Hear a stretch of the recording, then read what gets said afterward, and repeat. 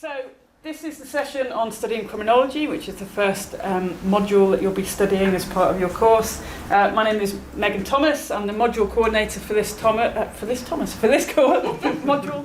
Get my words right. What's my surname there?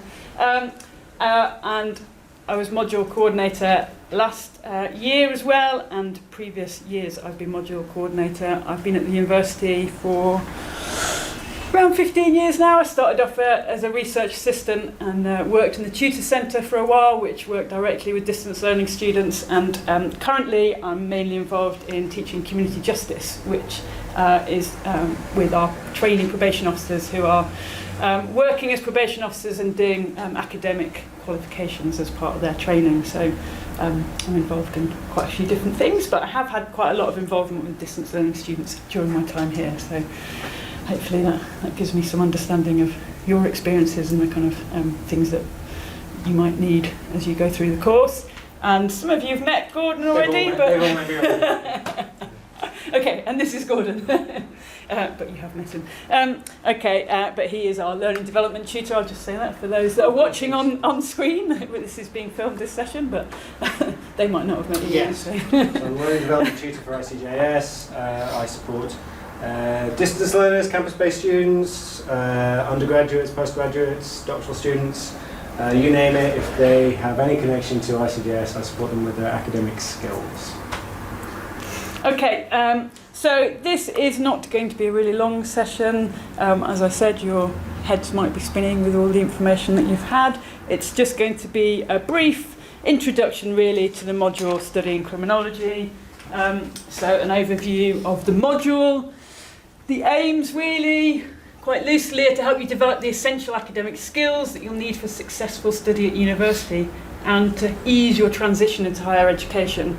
So really the module is looking at study skills and the skills that you will need as part of your ongoing degree. So what we hope is that you'll learn things as part of this module that you will really build on and that will help you with your future modules.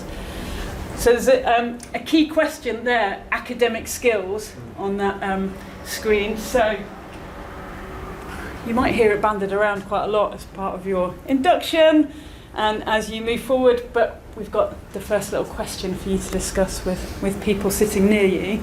The question is, what do you understand by the term academic skills? And what I'd like you to do is just think on your own for a short time about how you would respond to that question. Think about what you might consider academic skills. And then once you've had a brief think about it, 30 seconds, a minute, turn to someone sitting near you, a few people sitting near you, and share some of your ideas with them. And then I'll ask for some volunteers to share what you've been talking about. So you can brainstorm a list. How many, in terms of academic skills, what in your head are we including in that, and try and make a list and then compare the lists? Yeah? 30 seconds? To think for yourself.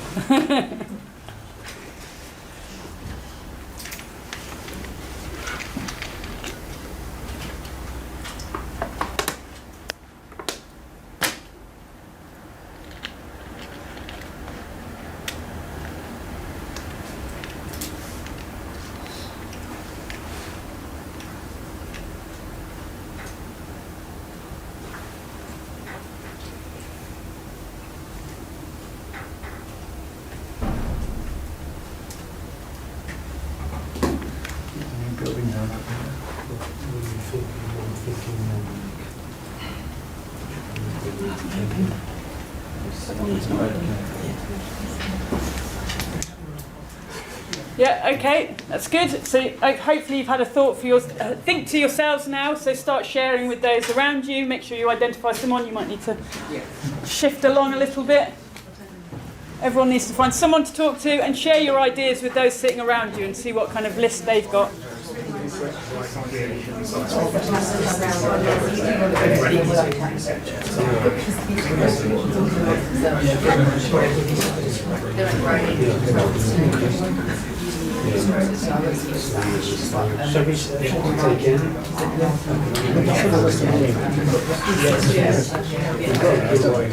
We've got lists. Yeah, we've got a list.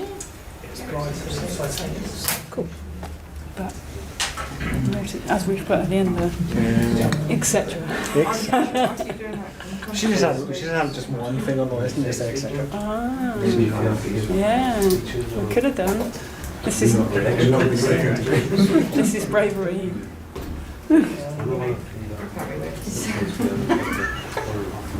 Okay, so anyone willing to volunteer some of the things, or one of the academic skills that you identified in your little group or on your own?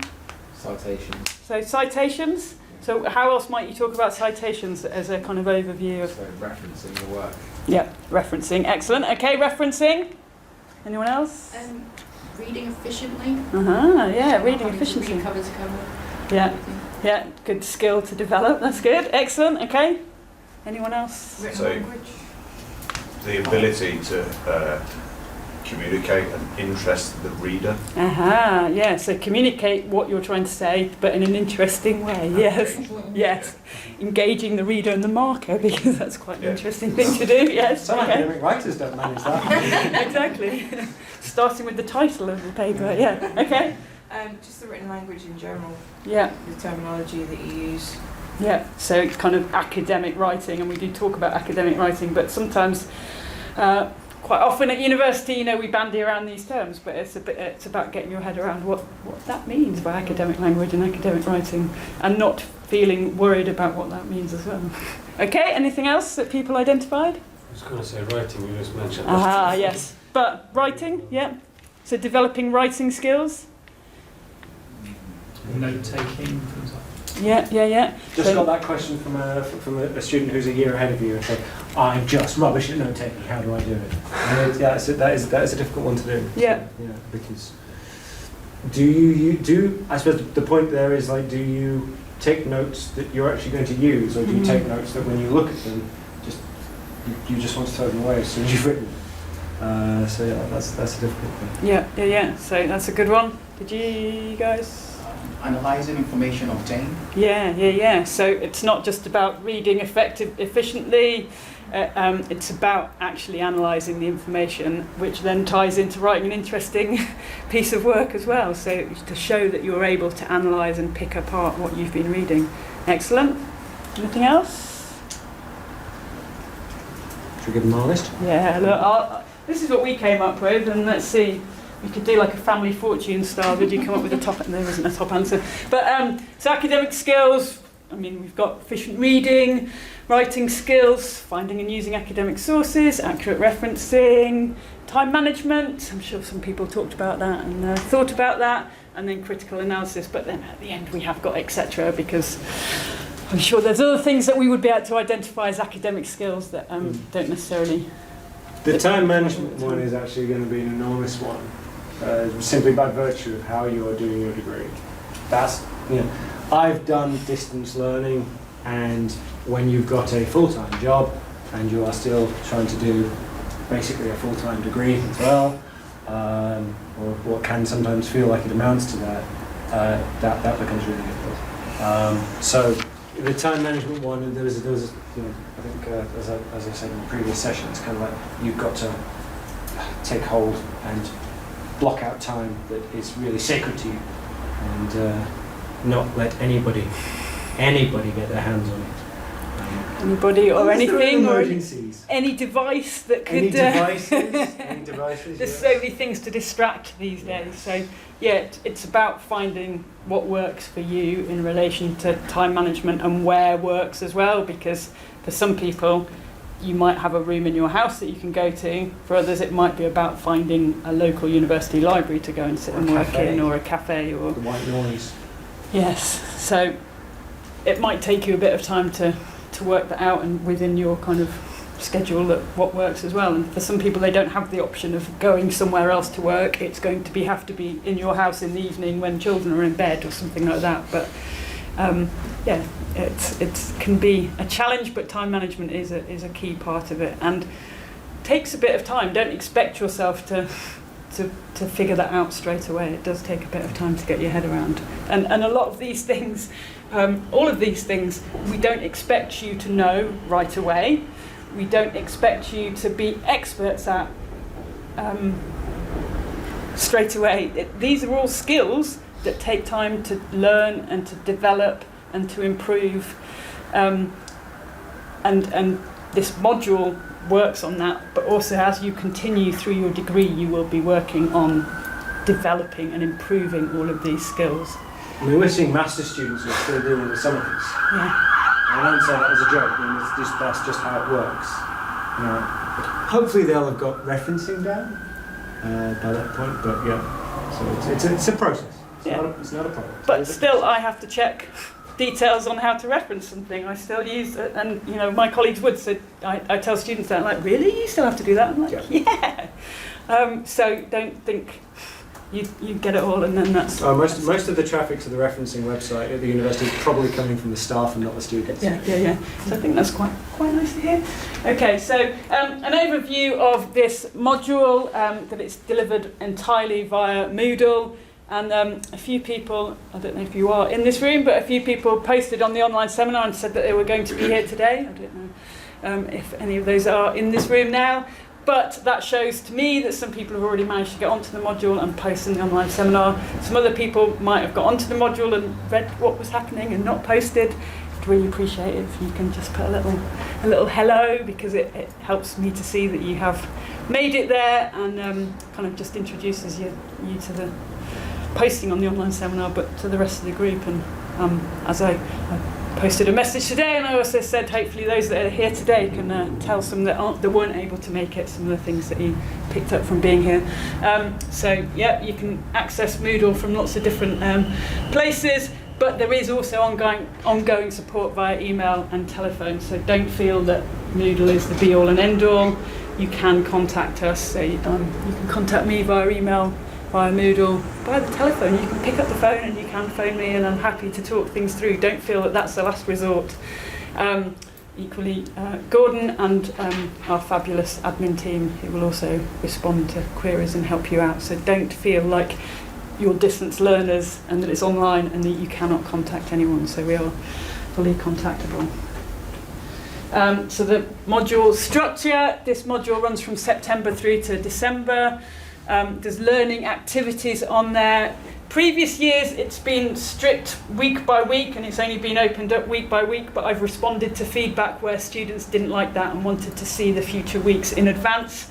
So I'm going to be opening up kind of half of the programme at a time. I'm not going to restrict access to it because of people's different schedules and time management issues and diary issues that then created difficulties around that. So I've responded to feedback, but there will be online discussions related to certain topics week by week to help you focus what would be good to look at that week, and different people will be involved in those online discussions. So Gordon and Sharon from the library will be involved in those, and they do also tie in with some of the distance learning undergraduate evening discussions as well, so you can see how those link together. One of the things I suppose to point out is one of the reasons we were restricting it is that we found that students were kind of, if they had access to the entire thing, we're just racing through it and not actually noticing half the stuff that we were trying to impart on them. So we're trying to see if there's kind of like a happy medium where we will be releasing at least some of it, but not all of it straight at once. So you're not going to be like immediately being able to jump ahead and say answer the essay question, or start writing an answer to an essay question when you haven't even really discussed or had it covered with you. How do you use the library system? Yeah. So we do understand, and we understand that you are going to need to manage your time. If you know that you've got a big project coming up at work, or you've got some impending arrival or something like that, then that might mean that you need to block out a bit of time, and so that's why we're allowing a bit of leeway in that respect. Yeah, and then at the bottom there it does say the assessment is 3 artefacts, but I'm not going to do a lot of focus and a lot of chat around that today, because I don't want you to just jump straight into the assessments and the artefacts. Like we said, I've had before at Induction people saying, okay, I've tried to plan and write this essay, and that's not what we want you to do straight away. We want you to start to develop the skills and get an understanding of the skills that you need before having a go at writing the essay. Again, process, not product. Yeah. Okay. This I haven't put up on Moodle yet, but I will put it up. But it's the kind of loose timetable of the module, but it could help you plan around how you will approach the module. So just looking at the dates of the assessments and when they need to be handed in, and the kind of discussions and online discussions that will be taking place.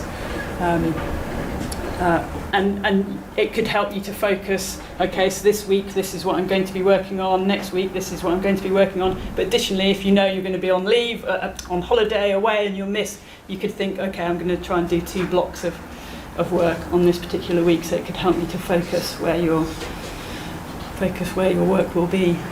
And maybe try and use the online seminars as kind of guide points of how far along you should be. You can go further ahead if you want, but try and make sure that you are at least on a par with where the what's happening in the online seminars each week, so that you can contribute, or at least make sense of what other people are contributing to that assessment. Yeah.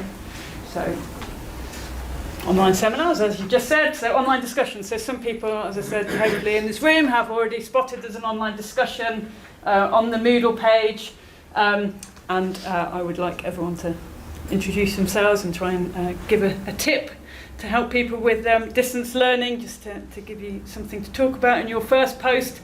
But ongoing, there will be themed discussions within the Moodle site, and the more you get involved in those, the more you put in, the more you will get out and everyone else will get out. Past online discussions will always be available, and it's asynchronous, which means that your discussions are on there. It's not a live chat. You put a message up, and then other people can see that and read that. And then we've got another discussion question here. What people always worry about with online discussions, putting a message up on an online forum for everyone to read, is that your question will be a stupid question. And that can hold people back from asking the question. So what we wanted you to do in pairs is try to think of examples. Prize. For the stupidest question, but try to think of examples of what does a stupid question look like to you. So what would a stupid question be? One of the questions that you, out of fear of looking silly, would definitely not want to post on a forum. So, I mean, you can not go... actual silly. Yeah. This is not a test, don't worry. You can go way out there, you can go kind of majorly out the box with your thinking here with your stupidest question, but try to think of what a stupid question might be, that if you saw someone else post that, you'd be like, oh, I can't believe they dared to post that in an online forum. Have a bit of fun, and you'll get. And there's a box of chocolates in it for the winning team. I don't quite know how we're going to judge it, but we'll have a This is go. life.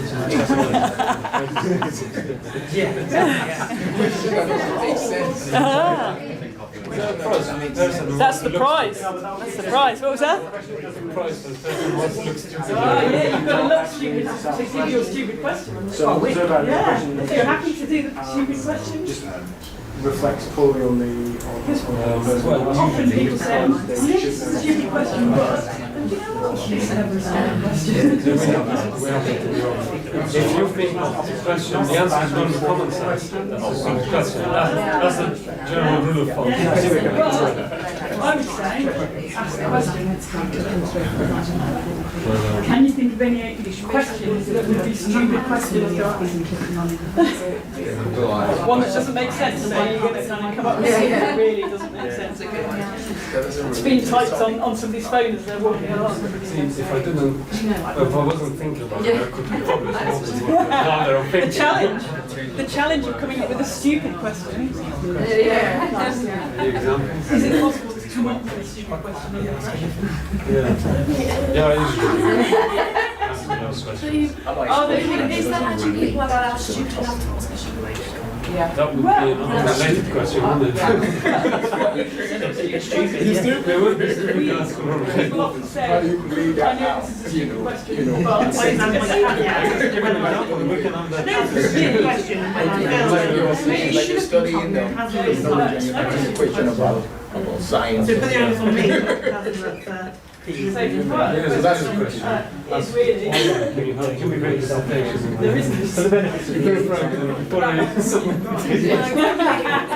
What do you say? Is that good? It's impossible to think of a stupid question like this. Oh, good. They've come up with some.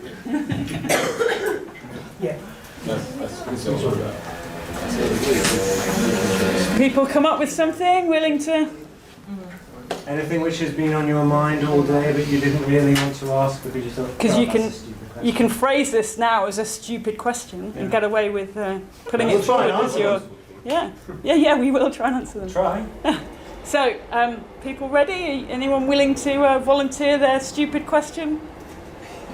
So when I did post on the online discussion, but when I looked at it, because there's so much chat going on around webinars and this, that and the other, I thought twice about ignoring because I didn't know whether I would see you. Ah. So my question really would be, if I hadn't done that, why can't I see you, or will I see you in discussion? Because I have gone into work meetings when somebody's tried to business Skype and I'm still in my PJs. Okay. Not a good look. Yes. So that's the worry, whether there'll be a camera. Yeah. Aha. Maybe we should put that as on Moodle very clearly. There is no webcams involved in the online discussions. So it's partly academic, which that isn't, and it's partly process. Yeah. So I would feel really stupid asking that. yes. Will you be able to see me? Can you see me as soon as I start typing? And can you see me now? I like it. Yeah. Good question. I Okay. suppose that connects also to one of the things regarding the online discussions. Yeah. Is that we are going to set specific times for them, but that's only so there will be some level of synchronicity, I suppose, to some degree. But that's, you know, if you've got other questions that you want to return to, say in week 8, and you're in week 8 and say there's something you want to just return to and ask a question about in week 4, we'll still be monitoring, and we still get alerts coming through when new people post, and when new posts come through, and we will try to respond to those as well. So it's not like this week we're going to be talking about this, and afterwards it's only going to be an archive, and you're never going to be able to post to it again. No, I mean, but what we do try and do is encourage you to use that week to discuss that, and move on and move on. And we still won't be able to see you in your PJs, so it's okay. Because we might be equally when we're responding sometimes in the evening seminars. Okay, any other stupid questions? I got a true one that one of my ex-students asked me. Okay. And he said, my friend's done this before, can I just use his essay? And I was like, Oh, you've got to praise the honesty. Yeah, and when it's my friend, did he actually say my friend? yeah, he said, oh, I've got a friend that's done this already. Yeah. Like, he's in front of me in the course, can I just use his essay? Mm. I was To which of course you said yes. yeah, I was like, Well, don't ask, don't get. you can, but what will happen is the answer to your question is plagiarism scores will pick up the similarity of those essays. Yes, yeah, that's a good example of a question, but still important to ask those questions, isn't it? Because finding out the answer of if you do use somebody else's script, I don't know if you've had been told about this today yet, but you know, you upload and it goes through something called Turnitin, and you get a similarity score, and the system will pick up if it's somebody else's essay, 100% similarity to somebody else's essay. But if you don't ask those sorts of questions, you don't necessarily find out the answers, and there might be other people sitting in the room wondering the same sort of question. That also connects through to how do you paraphrase, and how do you how to take the information you're reading and use it effectively. And one of the things with Turnitin is that when it comes to the similarity score, the similarity report, that's available for you as well. And we have what's called a submission window. I hope we do. Yeah. Yep. Of 2 weeks, right? Now that means that you are free to upload your submission anytime within those 2 weeks, but the deadline, the end of the 2 weeks, that's it, closed. If you didn't get it in on time, your work's late. But if you get a submission in early, say on the first or second day, sometimes it's instantaneous, they do say leave up to 24 hours just to make sure, you'll get a similarity score. And it will show you, if it's particularly high, and that's a bit of a surprise, it will show you where the similarity is. And you can then go back and you can, oh, do you know what, I didn't paraphrase that very well. I've just changed a couple of words there, that's not really enough. Or, wow, I'm using too many direct quotations. This will highlight, and then you can make changes on your computer and upload another document. And the only document that I don't mark, but that the markers will see will be the last one you submitted on time. And we don't care how many you submit. Now, I think we've got some sort of limit of 99 submissions, but that's a nominal number we've just had to put on. So have you got a certain percentage that's acceptable with that? Because I'm sure there might be similar sentences just due to the fact that you're trying to write similar subjects. It's not so much about percentage which is acceptable. There's a certain percentages which will set alarm bells going. Right. So I think somewhere around 10% or a bit higher than 10%, I start to be a bit concerned. But there's an enormous difference, say, between a 15% similarity with other work. You've got to bear in mind that might sometimes also include the reference list, but Turnitin is designed to deal with that and not factor that in. But there's a big difference between 15% similarity where the 15% is spread across the entire essay versus a 15% similarity where it's that section there, which has all been taken from one place. And so the number is purely, the similarity report is purely a tool that the markers will use to then investigate to tell them whether they need to investigate in a bit more detail.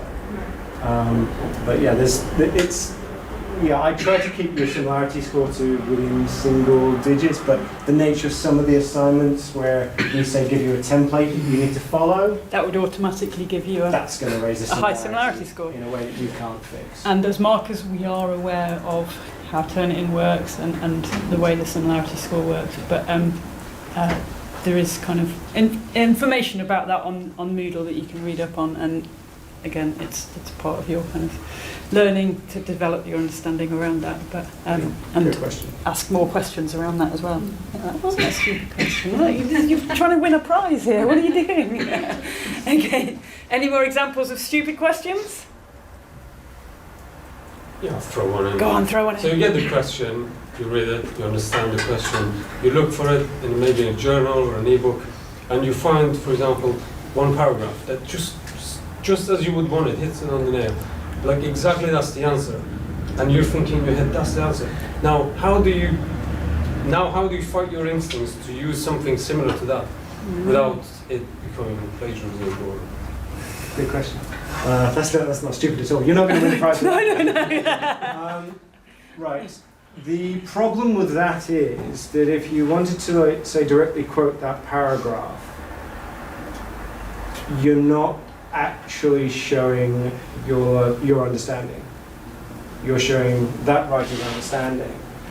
And when we're talking about paraphrasing, we're not asking you necessarily to write it better, but we need to know how do you understand what you're conveying?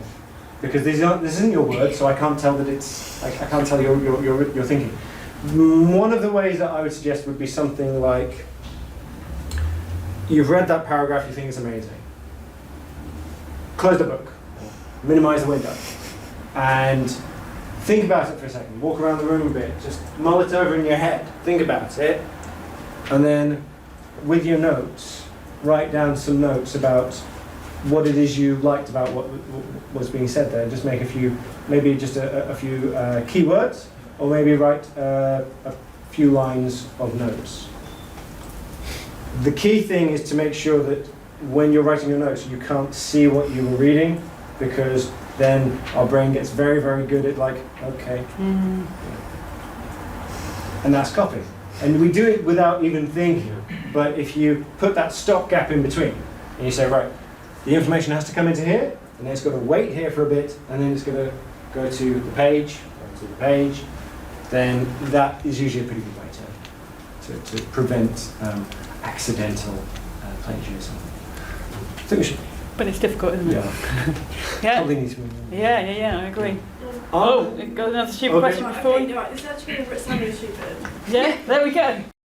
Well, actually, Ding, ding, ding. Say if I did fully copy something, can you get done for that? Yes. Oh, okay. Alright.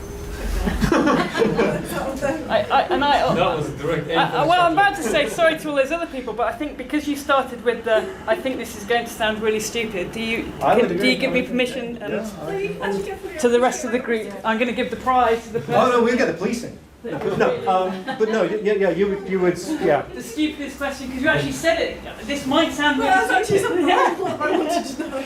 But really important to still ask that question. So, ask process- Can you stupid get into question. serious trouble? Yes. Yes. The process is that, there are a number of ways that, there are a number of points and a number of people that get involved, and the way the university looks at it is we want to help you to make sure that you don't do that again. But yes, I mean, that is taken very, very seriously. But don't hold on to that worry Yeah. and think that therefore you are going to make that, and it is a When it comes up as like 1% the police are coming out. No. Not that. Not that. No. And yeah, But I if mean, you've already bought as you semesters, learn maybe ask more, for a refund. yeah, and I was about to say, as you learn more, I don't know which course exactly you're doing, but about police time and where they spend their time.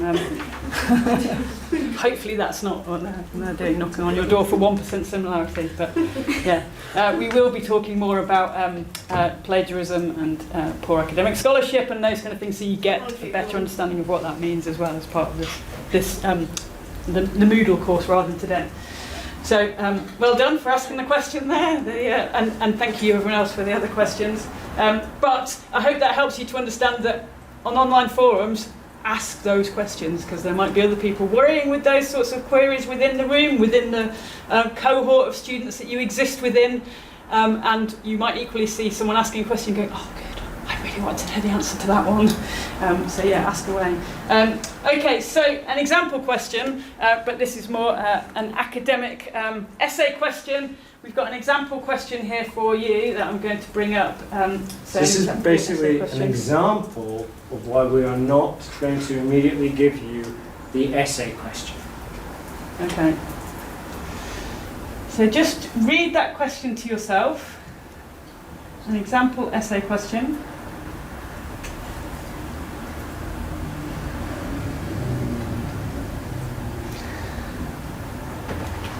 Okay, so then what I want you to do, similarly to before, just think to yourself for shortly and then turn to someone near you. How does seeing this question make you feel? Don't expect the conversation between pairs is going to be as long this time. Yeah, we are. I told you it would be brief, and now we're Yes. going close to time. So how do you feel seeing that? Joe, I bet you wish you had the camera the other way for this video. See the reaction shot. Yeah. Okay, so because we haven't got a lot of time, what were your reactions to that question when I said read it to yourself? Reactions? Confused. Confused. Yeah. There was one here I heard. Get my bag. Yeah, get your bag. This course isn't for me. Did somebody say? Any other feelings? Need to get reading. Yeah, start Get reading. Yeah. Yeah. But Can you in write an general, essay? anxiety? Yeah. Yeah. Anxiety? Yeah. Okay, so first of all, just to put your mind at ease, this is actually a question, but for masters. Okay? Right. We have maybe jiggled this around a little bit, but basically the point here being that none of you feel ready to be able to take that on. Right? And that's because you haven't gone through the process of the earlier week's worth of stuff to do with referencing, to do with how to use the library resources, to do with how to do effective note-taking, effective reading, note-taking and reading, those sorts of things. So this is just, you know, just to drive this point home. That level of anxiety you just felt, that's what we don't want to put into you, and that's why we're not giving you straight off the bat the question. So we Because were want you being to a be bit ready mean. for the question. Yeah, we were being a bit mean there, making you feel uneasy there. It's not how we want you to feel. So your question isn't as complex as that, and doing more work and understanding how to approach your question helps you to not feel that sort of anxiety that we just made you feel. So It's also a slightly incomplete question, so yeah. if people feel that it didn't really make much sense, it does. Okay. The assessment you do have to do for this module, there's 2 online quizzes on Moodle, one that tests your referencing skills and one that looks at academic skills, but they're open for a certain window. You have to have them done by the first one by the 1st of November and the second one by the 29th of November, but you need to do the work on Moodle before submitting those or having a go at those quizzes. If you have a go at them without having looked at the Moodle and done the learning beforehand, you'll probably go like you felt with that previous question. Okay, so please look at the teaching on Moodle before attempting them. Yes? Can you look at them beforehand? Yeah, and you can have a number of goes at them. You don't just have one go and that's it. So it's not... And then is it going to take your next mark down if you've already had a go? No, it takes your... You just go with your highest You know, score, maybe just that keep going counts. for it, yeah. And it's not... we want you to show that you've kind of developed your understanding and knowledge around it. It's not like sitting an exam type test. We want you to go, oh, right, yeah, I need to learn a bit more about this aspect of referencing. I'll have another go at the quiz when I've read a bit more around that. It's not you're locked out now and you've failed. We're not about that. So the referencing, so there's this quiz that we have to do this, Yeah. we have access to now. So as of now, should we be going on to Moodle and going into specifically the referencing? As of, and it is, there's a bit of guideline on the timetable telling you when it's worth having a look at. There is a referencing week, and if you do that, and that's prior to submitting, or a few weeks prior to submitting the assessment. But You can do it. You know, you don't need to necessarily go week by week, but try and at least go through the materials in order. yeah, They have been designed to go through in a specific order. So I think like, referencing some like week 3 or something like that. There are things which really would be very useful for you to know from the earlier sections before you go into the referencing. Even though what you're seeing here is a referencing test.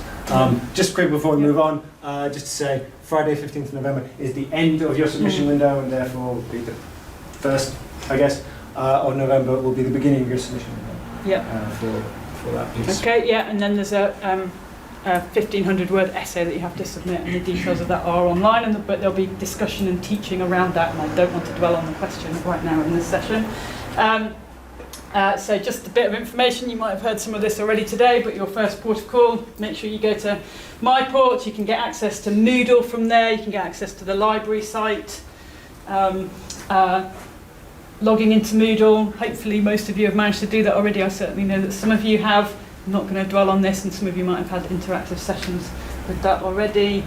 And then this is just a screenshot of the first page of Studying Criminology, just to make sure, is that the page that you've got to when you've clicked on Studying Criminology? Hopefully it is.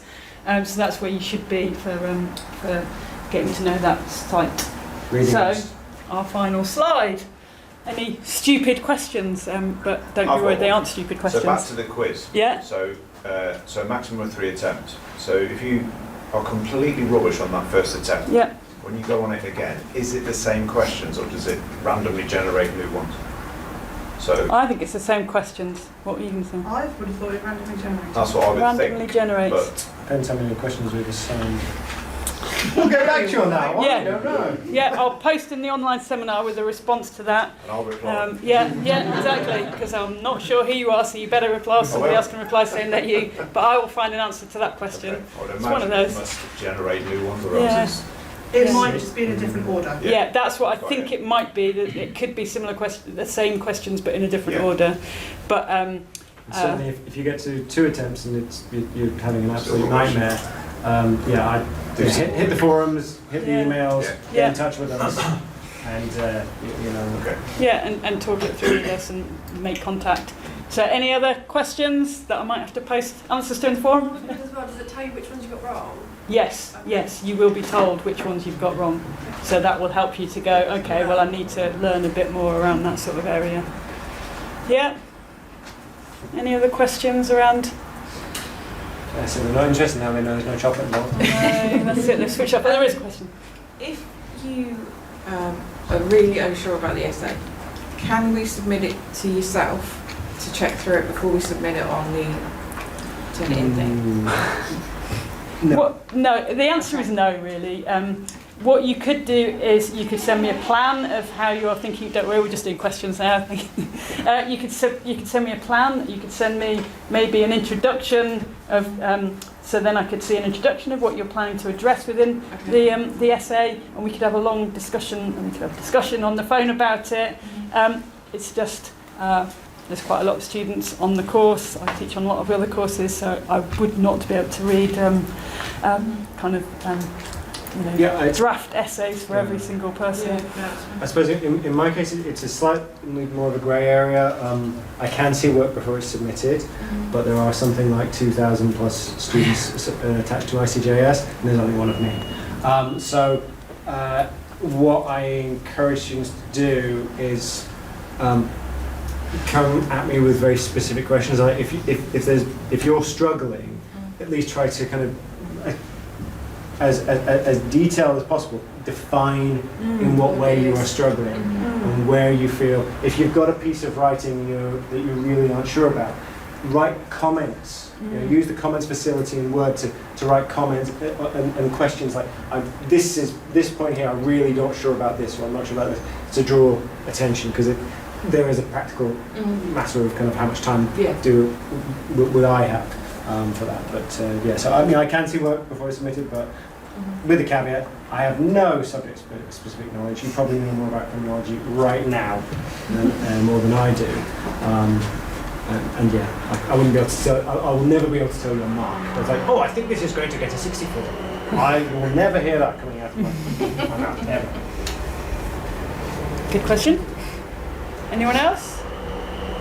Nothing burning? Remember, we've put our email addresses on the bottom there, so if you have got burning questions that you don't want to ask in this forum, you'd like to email us and ask those questions. Just put in the subject line, burning stupid questions. Yeah, exactly. And that's absolutely fine as well. So thank you very much. Thank you.